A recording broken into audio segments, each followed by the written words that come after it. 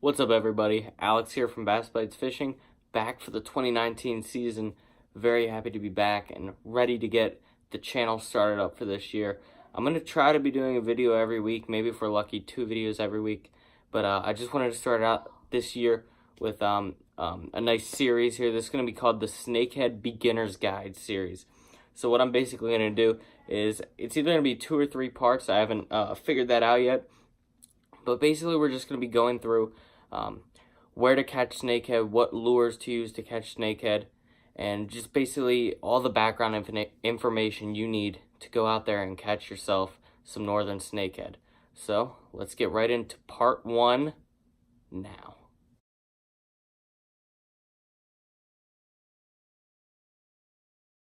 So in part 1, I'm really going to just be covering the background of the northern snakehead, how it got here, a little bit more about it, so you can know more about it when you're fishing, which is very important. You want to know the species that you're targeting, you want to know what it likes, what it dislikes, and all of that good stuff. So let's get right into it.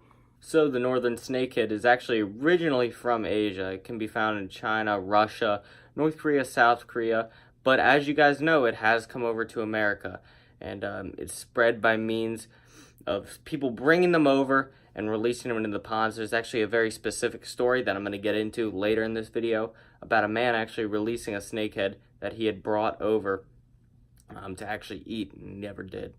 But these fish originally found in Asia, so they are way out of their element here in America.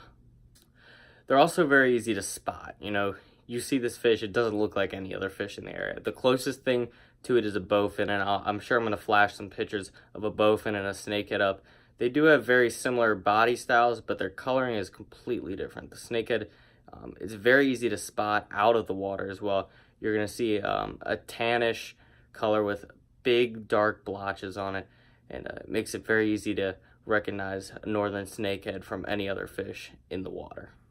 So let's get into a little bit of what the northern snakehead eats. So this fish is going to eat fish, amphibians, crustaceans, any mammals sometimes, anything that really crosses their path that they can fit in their mouth, they will eat. They are a sit and wait predator, which if you don't know what that is, it's very similar to what a bass, a bowfin, things like that do. They basically just sit in one spot and they're going to wait for something to come by. They're not going to be actively chasing bait around. It's not very common for them to do that. They're going to wait for something to cross their head or their mouth, and they will eat it. And they will eat it hard and fast. That's what she said. So let's talk a little bit more about the northern snakehead's habitat. So these fish are going to like slow-moving pools, slow-moving ponds, lakes, things like that. You're going to find them in some rivers, but normally you're going to be in the slow eddies, things like that. You're not going to find them in the main river swimming in the current. It's just not what they like. It's not what they do.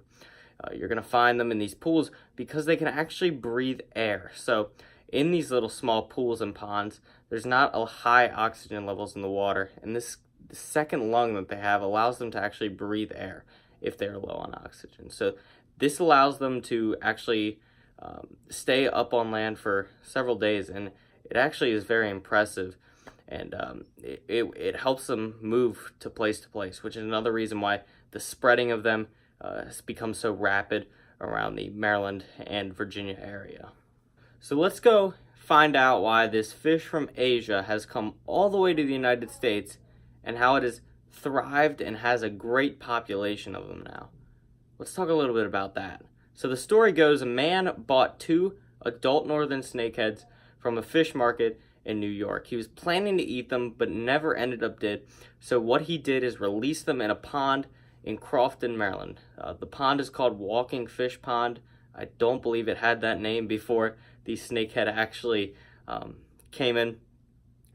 But he released them, and obviously what happened was they reproduced, and all of a sudden 200 baby snakeheads were found in this pond.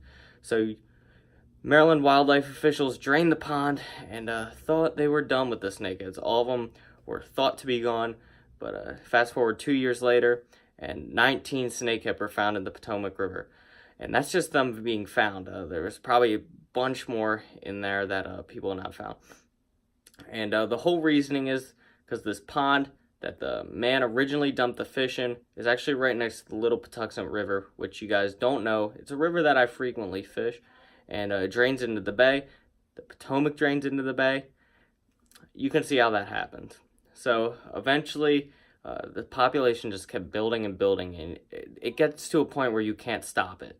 Even if you kill everything, if you try to kill everything, if you drain, if you poison, if you do this, that, and everything, there's going to be a point where nature's going to win, and you're not going to be able to stop it.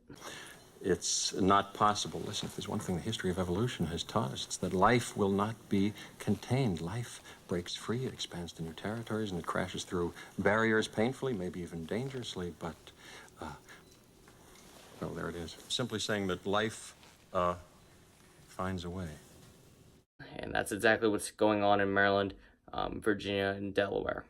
But these fishes have actually been thriving, and we're going to talk a little bit more about that right now. So these northern snakehead have just been thriving in the bay and its tributaries.